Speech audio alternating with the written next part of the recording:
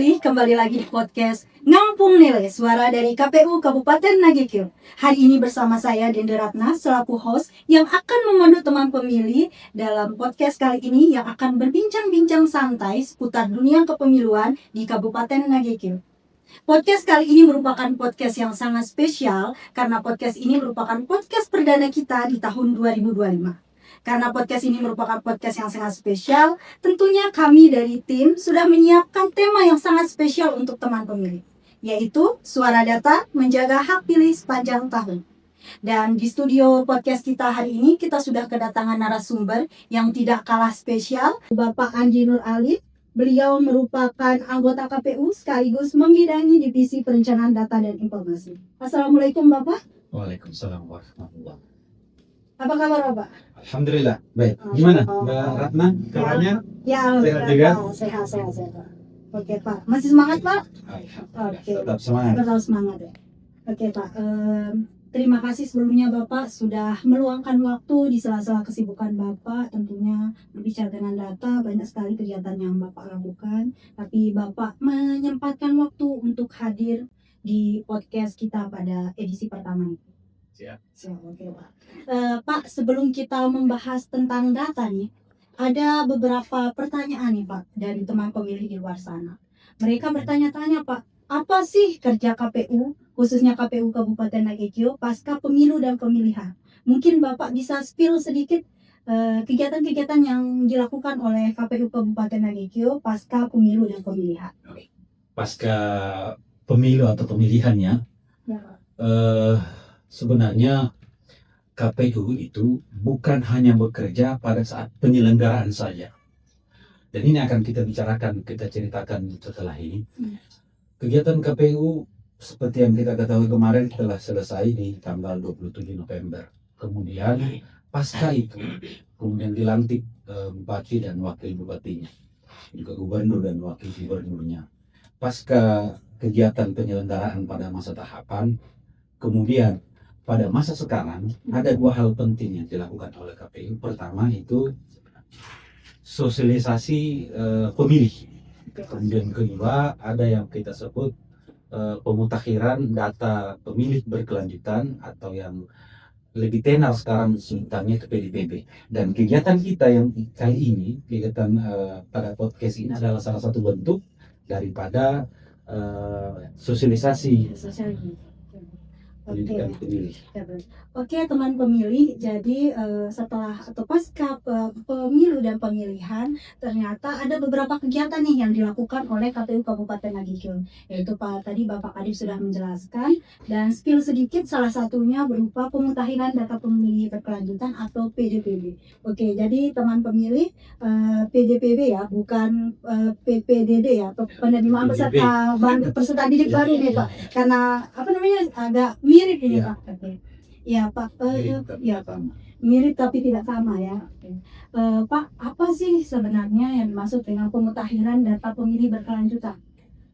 Oke, pemutakhiran data pemilih berkelanjutan ini adalah kegiatan yang dilakukan di luar tahapan penyelenggaraan. Jadi PDPB ini sebenarnya kalau kita bicara kisahnya, dia ada sejak tahun 2020, di mana itu dilakukan pasca penetapan Undang-Undang Nomor 7 Tahun 2017. Kenapa kita tidak melakukan di tahun itu juga? Karena pada tahun itu penyelenggaraan sedang berlangsung sampai pada tahapan di tahun 2020. Jadi ada dasar awal. Pertama, Undang-Undang 7 tahun 2017 yaitu pasal 14, 17 dan 20 ini yang kemudian menjadi dasar. Pada tahun 2020 KPU secara hierarki menurunkan surat dinas, ada sebanyak 5, mulai dari surat dinas 181 hingga ke 366, yang pada intinya adalah memerintahkan seluruh satker yang ada di kabupaten dalam tanda kutip yang tidak melaksanakan penyelenggaraan, karena pada tahun 2020 masih ada beberapa kabupaten yang sedang melakukan pilkada. Jadi setelah turunnya surat dinas tersebut di 12 November 2021 terbitlah PKPU 6 tahun 2021. Tetapi PKPU ini hanya berlaku sekitar 7 bulanan karena kita tahu bersama bahwa dimulai di bulan Juni 2022 itu sudah masuk tahapan awal untuk pelaksanaan Pilnas. Jadi kemudian pada tanggal sekitar 7 Maret 2025 muncullah PKPU 1 tahun 2025 yang mencabut PKPU 6 tadi. Kedua PKPU ini mengatur tentang pemutakhiran daftar pemilih di luar masa tahapan atau yang saya sebutkan tadi sebagai PDPB. Inilah yang kita sebut PDPB yang sekarang sedang dijalankan oleh KPU di seluruh Indonesia. PDPB ini karena dia adalah pemutakhiran, maka berarti dia memutakhirkan data. Data apa yang dimutakhirkan? Itu adalah DPT terakhir. DPT terakhir kita adalah daftar pemilih tetap pada masa pemilihan atau pilkada lokal yang sedang dilakukan kemarin. Di PDPB ini ada beberapa hal yang dilakukan, yaitu pertama dia memelihara data, kemudian memutakhirkan data, dan yang ketiga secara nasional itu KPU menampilkan data pemilih yang secara berkelanjutan karena ini juga merupakan perintah dari Undang-Undang 7 tahun 2017.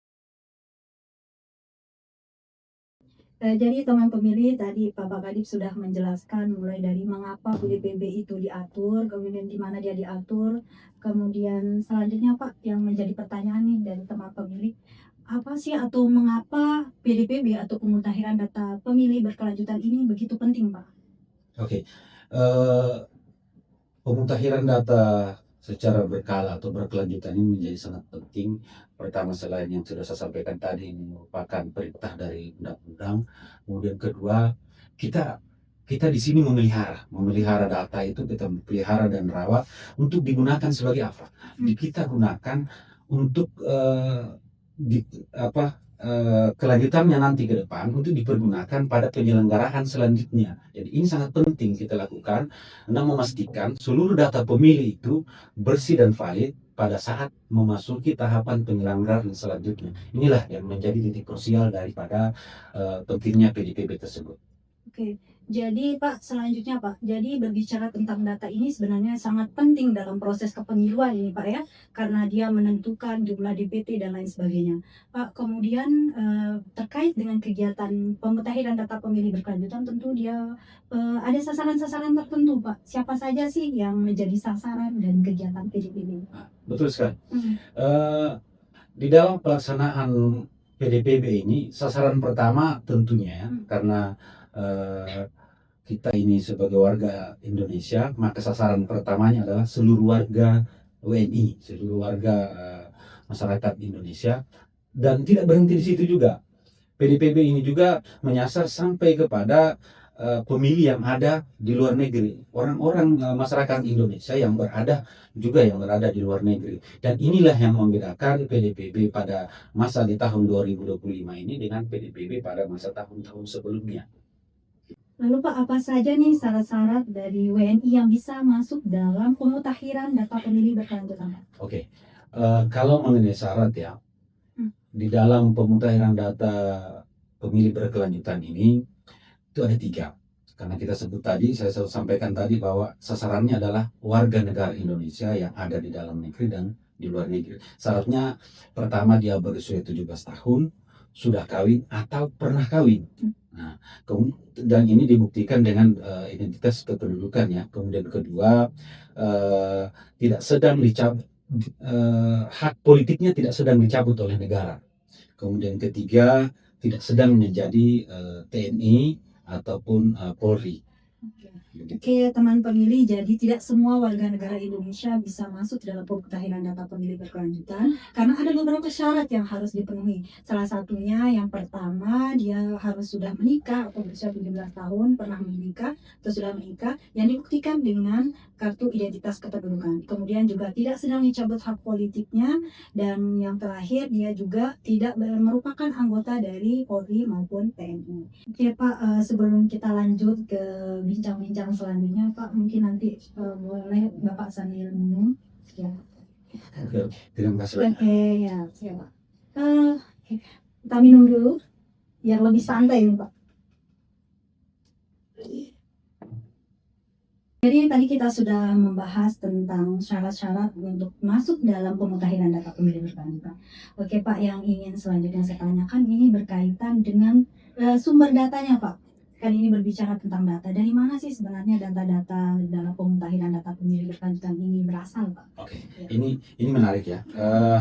Tentunya KPU ini dalam bekerja tidak begitu saja, sebab sebagaimana kita ketahui KPU bukan pemilik data kependudukan. Jadi dalam bekerja ini pertama sudah saya sampaikan juga tadi bahwa ada daftar pemilih tetap yang terakhir kali dilakukan dalam penyegaran itu menjadi dasar pertama.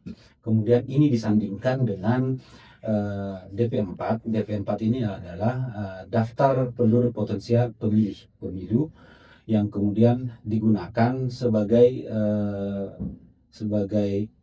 data yang diolah, dikonsolidasikan antara KPU dengan Dirjen Dukcapil dalam hal ini untuk kemudian diturunkan kepada semua satker yang selanjutnya dilakukan proses pemutakhiran di tingkat bawah. Oke. Jadi teman pemilih data-data ini ada beberapa sumber. Yang pertama dia bersumber dari DPT pemilu atau pemilihan terakhir dan juga berasal dari data kependudukan misalnya. Mbak, selain itu, bahwa selain dari daftar itu ada juga laporan masyarakat. Oh ya. Laporan masyarakat ini juga menjadi bagian penting daripada proses pemutakhiran data ini. Jadi bukan hanya data DPT terakhir DP4 yang diberikan oleh pemerintah, tetapi ada juga yang disebut dengan laporan hasil tangkapan dari masyarakat ini yang kemudian diramen nantinya di dalam proses pemutakhiran ini. Oke, jadi ada beberapa sumber ya Pak? Ya, ada tiga sumber. Ya, kemudian Pak, kemudian selanjutnya kita akan berbicara terkait dengan prosesnya ini Pak. Sejauh ini proses yang telah dilakukan oleh KPU Kabupaten Nagikio itu sampai mana Pak setelah mendapatkan pemutakhiran data ini? Misalnya apakah tadi Bapak sempat spill sedikit bahwa data ini tidak hanya didapatkan atau KPU Kabupaten Nagikio bukan merupakan pemilik data. Jadi dia berkoordinasi dengan beberapa instansi Pak. Nah koordinasinya itu seperti apa Pak? Jadi begini, dalam proses atau mekanisme penyelenggaraan pemutakhiran data ini, tentunya KPU tidak bisa berjalan atau bekerja sendiri. Di dalam hal ini kita KPU Kabupaten Nagikio telah melaksanakan rapat koordinasi pada tanggal 24 Juni kemarin sebelum dilaksanakannya rapat pleno terbuka dalam rangka rekapitulasi pemutakhiran data pemilih berkelanjutan tahap kedua di triwulan kedua. Kenapa kita langsung di triwulan kedua? Kan di triwulan pertama tidak bisa kita laksanakan karena masih ada proses-proses penyelenggaraan yang belum selesai. Sehingga pada kesempatan yang pertama itu kita lakukan pada triwulan kedua. Jadi dalam pelaksanaannya proses ini kita lakukan di tingkat kabupaten itu dilakukan selama 3 bulan. 3 bulan sekali. Kalau di tingkat provinsi dan RI itu dilakukan 6 bulan sekali. Oke Pak, jadi di tingkat kabupaten itu selama 3 bulan teman pemilih, sementara untuk tingkat provinsi itu selama 6 bulan, begitupun juga di tingkat RI atau KPU RI. Selanjutnya teman pemilih ada beberapa hal yang ingin ditanyakan, misalnya Pak, dalam kemarin tadi Bapak sudah menjelaskan bahwa kegiatan yang pernah dilakukan itu pada tanggal 24 Juli Pak. Ya, 24 itu rapat koordinasi bersama seluruh stakeholder.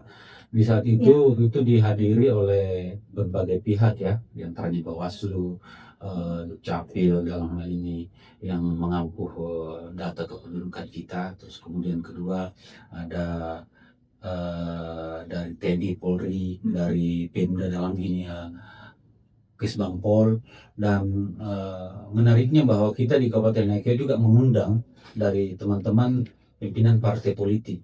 Kenapa? Karena kita beranggapan bahwa mereka lah yang sesungguhnya sangat berkepentingan terhadap data ini, sehingga mereka kemudian kita juga undang untuk hadir dalam rapat koordinasi tersebut. Oke Pak, kita tadi sudah membahas tentang prosesnya, teman pemilih kita sudah membahas tentang proses dari pemutahiran data pemilih berkelanjutan. Selanjutnya mungkin bisa dijelasin nih Pak, atau cerita-cerita sedikit nih, apa sih kendala-kendala yang dihadapi oleh KPU Kabupaten Nagito pada saat pemutahiran data pemilih berkelanjutan? Ini kalau kita bicara kendalanya ini nih panjang kita kalau bercerita ya, Ya. karena jujur mengenai data pemilih ini pertama seperti yang saya sampaikan tadi bahwa kita bukan pemilik data, kita hanya mengolah data ini. Maka kemudian data yang diturunkan ke kita, kita verifikasi secara faktual di lapangan. Dari keseluruhan data kita yang turun dalam proses pemutakhiran data ini, terkadang banyak ditemukan orang-orang yang contoh misalnya di dalam data turunan yang diberikan oleh Dukcapil, dalam hal ini Dukcapil yang diturunkan ke KPU Kabupaten melalui KPRI, bahwa pemilih tersebut dinyatakan meninggal dunia.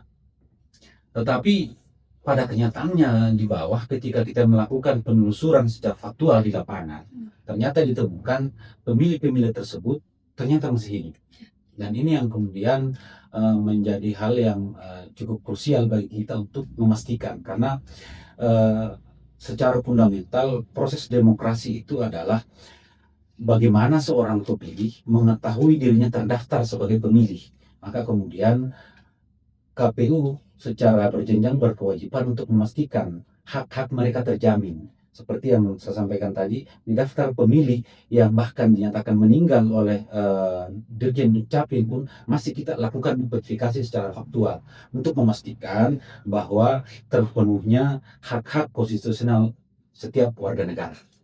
Oke. Jadi teman pemilih ada kendala-kendala yang dialami oleh KPU Kabupaten Nagito, misalnya adanya kendala yang ada data pemilih yang dinyatakan meninggal dunia, tetapi setelah Itu baru satu, satu Pak. baru satu Ini Pak. itu Oh, baru tentang kendala selanjutnya pemilih Pak. meninggal Ya, dunia. ya Pak. Tapi bagaimana kemudian data warga yang kita miliki ini, ketika kita lakukan verifikasi secara faktual di bawah, ternyata orang-orang ini yang misalnya kita mencari seseorang dengan nama A pada alamat A, misalnya si A tinggalnya di alamat ini, sampai di bawah ternyata orang-orang ini telah tidak ada di tempat.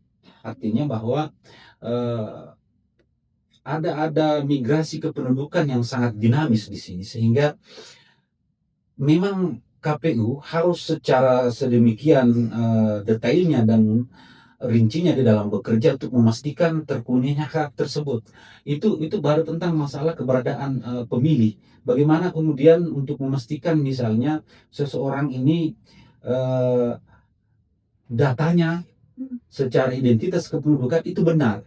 Maka kita di lapangan dengan segala macam keterbatasan kita yang di masa setelah penyelenggaraan ini, masa tahapan ini, ya seluruh dinas instansi terkait, kita tahu semua ya bahwa semua karena efisiensi akhirnya banyak terkendala kegiatan-kegiatan di bawah. Dengan segala macam keterbatasan ini, kita tetap berupaya untuk memastikan semaksimal mungkin bahwa semua warga negara yang berada dalam skup kerja KPU Kabupaten Nagito itu pertama terverifikasi datanya, kemudian teridentifikasi bahwa mereka betul-betul haknya terpenuhi. Tetapi ada yang membedakan di sini, Pak. Yang membedakan antara daftar yang kita terima di dalam DPPB ini dengan pada saat pelaksanaan pemutakhiran data di masa penyelenggaraan. Dan ini pekerjaan di luar tahapan. Kalau di masa tahapan, seluruh data penduduk yang memenuhi kriteria sebagai pemilih itu kita kerjakan, diturunkan ke kita, kemudian kita kerjakan secara keseluruhan. Tetapi yang membedakannya di masa penyelenggaraan pemutakhiran data berkelanjutan di masa tahapan ini, itu hanya data-data tertentu. Data-data tertentu ini adalah data-data yang memiliki potensi persoalan. Oke. Iya, jadi banyak juga ya, cukup banyak ya Pak kendala-kendalanya. Berbicara tentang kendala tentunya Pak, bagaimana sih cara KPU Kabupaten Nagito mengatasi kendala-kendala yang dialami ini Pak? Seperti yang saya sampaikan tadi Mbak ya, dengan segala macam keterbatasan yang dimiliki oleh Satker Kabupaten Nagekeo, kita tetap berupaya memastikan seluruh penduduk yang telah memenuhi syarat, dalam hal ini tentunya kita bekerja by scope. Scope ini karena kita bekerja di masa non tahapan, itu data pemilih berkelanjutan ini, di dalam data-data itulah yang kita kerjakan. Kita tidak bisa melebar terlalu jauh, terlalu banyak, sehingga malah tidak akan efektif.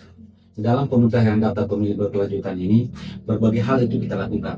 Mulai pendekatan-pendekatan secara persuasif pada instansi lembaga-lembaga tertentu, misalnya kepada TNI Polri, kita juga telah mengirimkan ada format di dalam bentuk Google Form yang kita turunkan kita sampaikan ke teman-teman di TNI dan Polri untuk kemudian diisi. Ini terkait dengan orang-orang dari militer yang kembali menjadi sipil. Nah, haknya kemudian dipulihkan menjadi pemilih, karena dalam ketentuan kan militer itu tidak bisa memilih. Maka kemudian ketika mereka sudah menjadi pensiun, ketika pensiun maka haknya dipulihkan. Untuk itulah maka kemudian kita di KPU Kabupaten Nagekeo berupaya melakukan sinergi itu. Selain itu juga bersama dengan kepolisian tentunya. Pada hal yang selanjutnya, bahwa KPU Kabupaten Nagekeo juga terus menjalin koordinasi secara kontinu bersama Pemda ya. Dengan dalam hal ini kita sudah beberapa kali melakukan koordinasi, kemudian bekerja sama dengan aparat-aparat di lembaga pemerintahan sampai ke tingkat desa. Dan ini kita langsung turun. Saya sendiri beberapa kali turun sampai ke lapangan itu. Saya sendiri turun itu ke Kecamatan Aceh Selatan, itu di Menongo. Nah, itulah yang kemudian teman-teman pemilih, bahwa dalam masa pelaksanaan pemutakhiran data berkelanjutan ini, kita tidak hanya diam begitu saja, atau KPU tidak bukan berarti karena penyelenggaraan sudah selesai kemudian selesailah tugas KPU. Tidak seperti itu. Masih ada tahapan-tahapan yang terus kita lakukan, dan KPU tidak bekerja begitu saja. Kita bekerja ini sesuai yang diamanatkan oleh undang-undang. Begitu.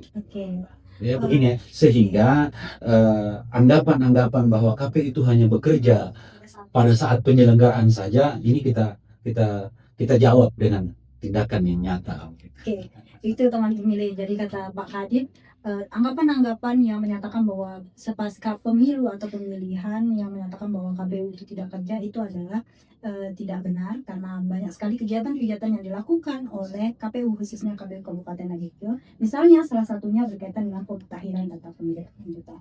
Ini Pak juga saya ingin bertanya nih Pak. Boleh. Saya kan makin banyak. saya ini Pak adalah CPNS baru nih di KPU Kabupaten Nagekeo. Nah, bagaimana Pak caranya nih agar saya ini bisa masuk dalam DPT atau termasuk data? Mbaknya dari kabupaten mana? Oh, saya dari Kabupaten Lombok Barat. Dari Lombok. Ya, NTB ya. Oke. KTP yang dimiliki sekarang, KTP-nya mana? KTP masih Lombok. Iya, masih Lombok. Masih KTP Lombok. Kalau misalnya mau melakukan perubahan identitas kependudukan, dalam hal ini perubahan alamat, maka saya pikir Mbak Ratna dan teman-teman yang lain, saya pikir, dan ini bukan hanya pada Mbak Ratna saja, saya pikir pada semua warga negara yang telah berada pada suatu wilayah tertentu, agar kemudian secara proaktif melaporkan perubahan identitas kependudukannya. Hal ini sangat penting, karena pertama, selain karena ini adalah urusan Kadminduk, kemudian kedua, bagaimana kita sebagai warga negara memiliki tanggung jawab dalam hal pelaksanaan pesta demokrasi yang akan kita laksanakan pada masa tahapan selanjutnya.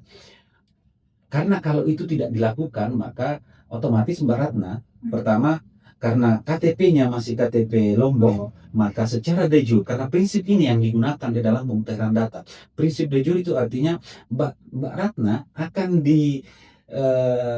didata secara faktual di sana, di Lombok, sesuai alamatnya, dan mereka pasti akan bingung nyari. Seperti yang saya katakan tadi, dicari alamatnya, loh, orangnya nggak ada lagi. Nah, inilah yang kalau tidak dilakukan perubahan status kependudukan, maka Mbak Ratna akan selamanya terdaftar di Lombok. Padahal secara de facto Mbak Ratna ada di sini. Maka kemudian sangat pentingnya proaktif dari setiap warga negara untuk melaporkan semua peristiwa kependudukannya itu di kantor Dukcapil di masing-masing daerahnya. Oke, terima kasih Kak.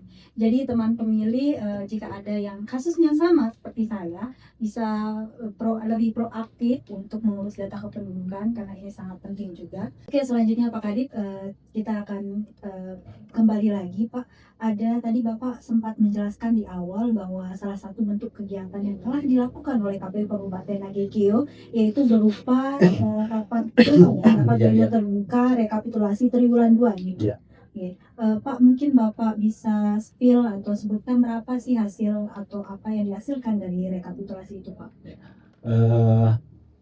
Rapat plenum ini dilakukan secara nasional ya. Kita lakukan serentak tanggal 2 sampai tanggal 3.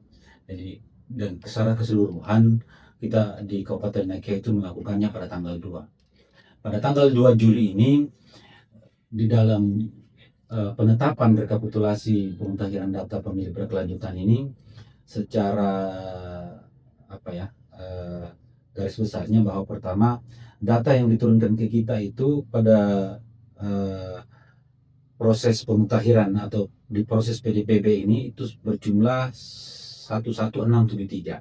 Ini yang kemudian kita olah pada masa periode triwulan kedua. Di triwulan kedua ini kita mengolah data itu sebanyak yang kita tetapkan, yang saya maksudkan itu yang kita tetapkan di dalam penetapan di rapat pleno tersebut itu sebanyak 120.267 pemilih. Dan ini kita bawa sampai ke tingkat provinsi. Kebetulan saya sendiri yang hadir di sana dan kita sampaikan dalam rapat pleno di tingkat provinsi. Alhamdulillah data ini tidak mengalami perubahan, baik masukan dan tanggapan itu tetap seperti yang kita tetapkan dalam pleno di tingkat kabupaten. Semua proses pelaksanaan pemutakhiran data pemilih berkelanjutan ini itu secara kontinu dibuatkan pengumumannya. Bahkan bukan hanya penetapan plan itu saja, kegiatan-kegiatan sebelumnya, bahkan kegiatan rapat-rapat kecilnya itu juga kita share di media-media sosial.